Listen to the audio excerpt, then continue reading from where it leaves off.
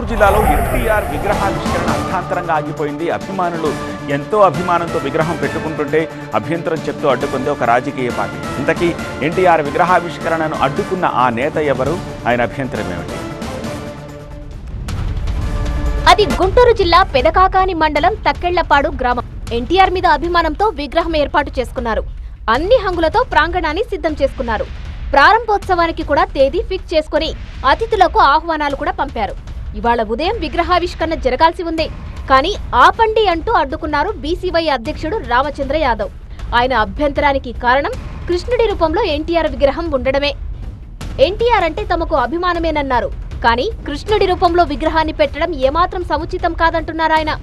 విగ్రహావిష్కరణ నిలిపివేయకపోతే తీవ్ర పరిణామాలు ఉంటాయన్నారు.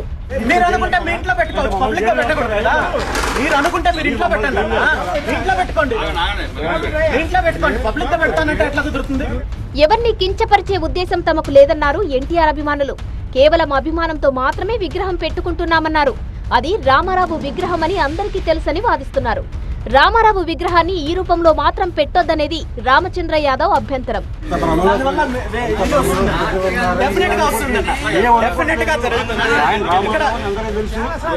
రామారావు అన్నప్పుడు రామారావు రూపంలో పెట్టండి అన్న. రామారావు అన్నప్పుడు రామారావు రూపంలో పెట్టండి. ఇప్పుడు కృష్ణుడి వేషం ఇంకో 10 మంది వేస్తారు కదా.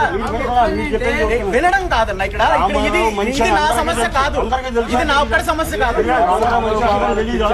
రామారావు రూపంలో కృష్ణుడి విషయంలో పెట్టడం కుదరదన్న.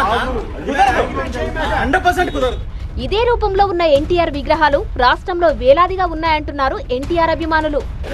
ఏ మతాన్ని ఎవరిని కించపరచడానికైతే కాదు, అది ఆయనకి ఇక్కడ కాదు, రాష్ట్రంలో దాదాపుగా ఇటువంటి విగ్రహాలు ఆంధ్రప్రదేశ్ లో, నాట్ తెలంగాణ, ఆంధ్రప్రదేశ్ లో 4800 విగ్రహాలు ఉన్నాయి శ్రీకృష్ణుడి. మన రాష్ట్రంలో ఆంధ్రప్రదేశ్ ఉన్నాయి కానీ ఎన్టీఆర్ శ్రీకృష్ణుడి రూపంలో లేవు. ఎన్టీఆర్